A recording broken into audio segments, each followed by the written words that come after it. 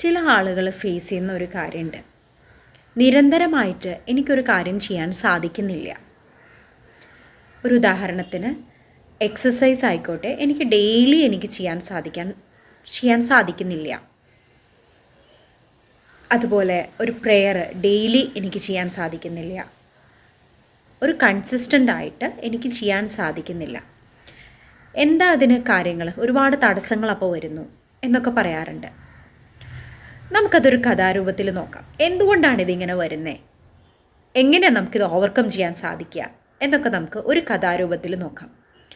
ഞാനിതിൽ പറയുന്ന കഥാപാത്രത്തിൻ്റെ പേരെന്താണെന്നറിയാമോ? രമേശ് എന്നാണ്. റിയൽ കഥാപാത്രം അല്ല കേട്ടോ, വെറുതെ ഇടുന്ന ഒരു പേരാണ് രമേശ്.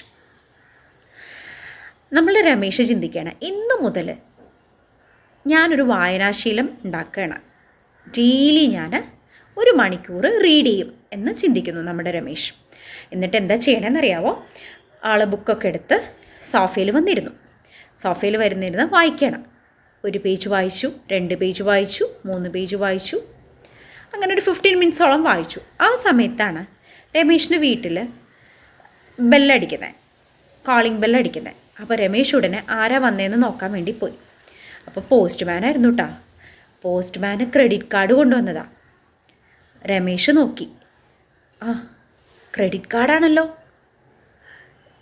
2 ദിവസം കഴിഞ്ഞാൽ രമേശ് ഒരു ടൂറ് പ്ലാൻ ചെയ്തിട്ടുണ്ട്. അതിന് കുറച്ച് പൈസയുടെ കുറവുണ്ടായിരുന്നു. അപ്പോൾ രമേശ് ചിന്തിച്ചു, ക്രെഡിറ്റ് കാർഡ് കിട്ടിയല്ലോ, അപ്പോൾ നമുക്കത് ഹാപ്പി രമേശ്. കാരണം വേഗം ഇനി ആക്ടിവേറ്റ് ചെയ്യിപ്പിക്കാം എന്ന് പറഞ്ഞിട്ട് വേഗം ഫോൺ എടുത്ത് രമേശ് ആക്ടിവേറ്റ് ചെയ്യിപ്പിക്കണം.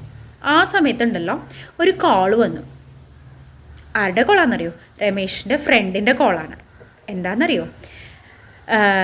ഇന്ന് വൈകുന്നേരം സ്റ്റേഡിയത്തിൽ ഒരു ക്രിക്കറ്റ് മാച്ച് നടക്കുന്നുണ്ട്, നീ പോരുന്നുണ്ടോ എന്ന് ചോദിച്ചിട്ടാണ് ഫ്രണ്ട്സ് വിളിക്കുകയാണ്. ഭയങ്കര ഹാപ്പി രമേശിന്. പിന്നെ എന്താ സംശയം, ഞാൻ വരുന്നുണ്ട് എന്നൊക്കെ പറഞ്ഞിട്ട് ആൾ സംസാരിച്ച് ഫോണൊക്കെ വെച്ചു. ഉടനെ രമേശിന് ഓർമ്മ വന്നു, അയ്യോ ഞാൻ ഏത് ഷർട്ട് ഇട്ടിട്ടാണ് ഇന്ന് വൈകുന്നേരം പോവാം. അപ്പോൾ ഈ ഓണത്തിന് മേടിച്ചൊരു ബ്ലാക്ക് ഷർട്ട് ഉണ്ട്, അതിട്ടിട്ട് പോവാമെന്ന് രമേശ് ചിന്തിക്കുകയാണ്. അപ്പോൾ ഉടനെ അമ്മേനെ വിളിച്ച് ചോദിക്കണം, അമ്മേ എൻ്റെ ബ്ലാക്ക് ഷർട്ട് എവിടെ? അപ്പോൾ അമ്മ പറയാ, ഞാനത് മോനെ ഇപ്പോൾ അയൺ ചെയ്യാൻ കൊടുത്തല്ലോ ഇന്നലെ. ഇന്നലെ അയൺ ചെയ്യാൻ കൊടുത്തോ? അപ്പോൾ ഉടനെ രമേശ് നമ്മുടെ അയൺ ചെയ്യണ ആളെ വിളിച്ചിട്ട് എന്താ ഉണ്ടായേ, ചേട്ടാ എൻ്റെ ഡ്രസ്സ് അയൺ ചെയ്തോ? അപ്പോൾ പറഞ്ഞു, ഇല്ല മോനെ, എനിക്ക് ഇന്നലെ കിട്ടിയുള്ളൂ, ഞാൻ 2 ദിവസം കൂടി എടുക്കും. രമേശിനാകെ നിരാശയായി. അയ്യോ ഷർട്ട് ഒന്നും ഇല്ലല്ലോ. അപ്പോൾ ശരി, ഇനി എന്തായാലും കുഴപ്പമില്ല, ഇനി പോണ വഴിക്ക് ഒരു നല്ലൊരു ഷോപ്പുണ്ട്, വേണമെങ്കിൽ അതിൽ നിന്നൊന്ന് മേടിച്ചിട്ട് പോവാം എന്നൊക്കെ മൈൻഡിൽ പ്ലാൻ ചെയ്തു. ആക്ച്വലി രമേശ് ഇവിടെ എന്ത് ചെയ്യാനാണ് സോഫയിൽ വന്നിരുന്നത്?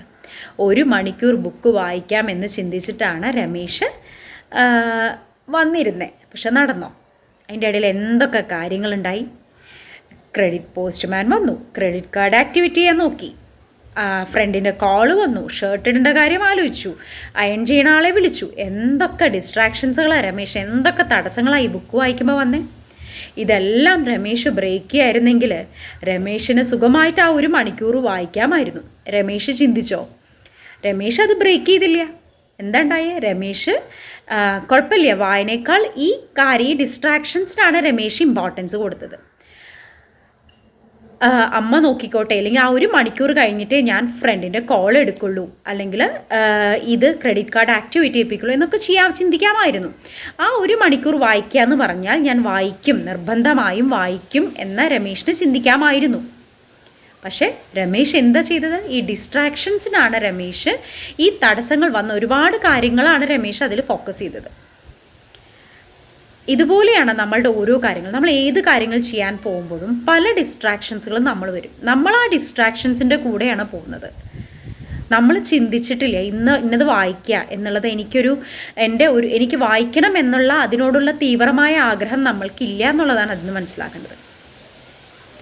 അതേസമയം രമേശ് ഇവിടെ എന്ത് ചെയ്യണമായിരുന്നു? ഞാൻ എന്ത് വന്നാലും ആ 1 മണിക്കൂർ റീഡ് ചെയ്യും. നാളെയും രമേശ് ഇതുപോലെ 1 മണിക്കൂർ റീഡ് ചെയ്യും. ഇതുപോലെ കുറച്ച് ഡിസ്ട്രാക്ഷൻസുകൾ വരും, അതും ബ്രേക്ക് ചെയ്യുന്നു. അടുത്ത 3-ാമത്തെ ദിവസം രമേശ് വായിക്കുന്നു 1 മണിക്കൂർ. ഇങ്ങനെ 1, 2, 3 അങ്ങനെ ഒരു 21 ദിവസമൊക്കെ കഴിയുമ്പോഴേക്കും രമേശിന് ഇതൊരു പാറ്റേൺ ആയിട്ട് മാറും. 1 മണിക്കൂർ നിർബന്ധമായിട്ടും രമേശിന് വായിക്കണം എന്നുള്ള ഒരു പാറ്റേൺ നമ്മൾ നമ്മുടെ ബ്രെയിനിൽ ഉണ്ടാക്കും. അപ്പോൾ ഈ ഡിസ്ട്രാക്ഷൻസുകൾ ഉണ്ടാവില്ല എന്നല്ല, ഡിസ്ട്രാക്ഷൻസുകൾ വന്നുകൊണ്ടിരിക്കും. പക്ഷേ 21 ദിവസമൊക്കെ കഴിയുമ്പോഴേക്കും ഈ ഡിസ്ട്രാക്ഷൻ്റെ അളവുകൾ കുറഞ്ഞുകൊണ്ടിരിക്കും. കാരണം രമേശ് എന്താണ് ആഗ്രഹിക്കുന്നത്? 1 മണിക്കൂർ റീഡ് ചെയ്യണമെന്നാണ് ആഗ്രഹിക്കുന്നത് എന്ന് യൂണിവേഴ്സിന് മനസ്സിലാവും.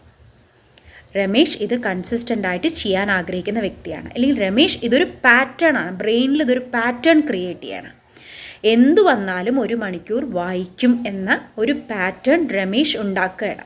അതിന് രമേശ് ശരിക്കും ട്രൈ ചെയ്യണം. ട്രൈ ചെയ്താൽ മാത്രമാണ് ഈ ഒരു പാറ്റേൺ ഫോം ചെയ്യാൻ പറ്റുള്ളൂ.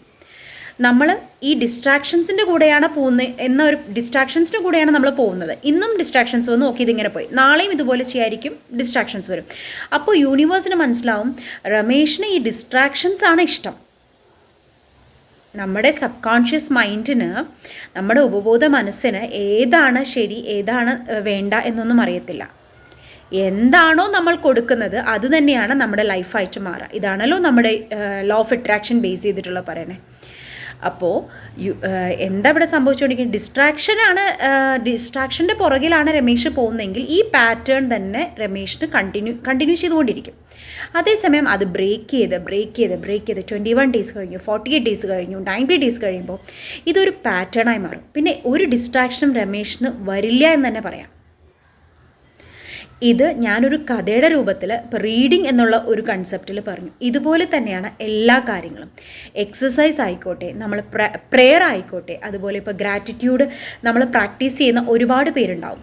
ഇതെല്ലാം എന്തുകൊണ്ടാണ് എല്ലാവർക്കും കൺസിസ്റ്റൻ്റ് ആയിട്ട് ചെയ്യാൻ സാധിക്കുന്നില്ല എന്ന് പറയുന്നെങ്കിൽ അതിൻ്റെ റീസൺ എന്ന് പറയുന്നത്,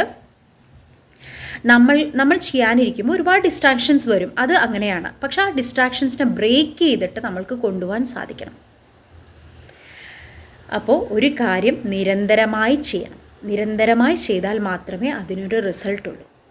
എന്തൊക്കെ ഡിസ്ട്രാക്ഷൻസ് വന്നാലും അത് ബ്രേക്ക് ചെയ്യാനും ആ പാറ്റേൺ ബ്രേക്ക് ചെയ്തിട്ട് മുന്നോട്ട് പോകാൻ നമ്മൾക്ക് സാധിക്കണം.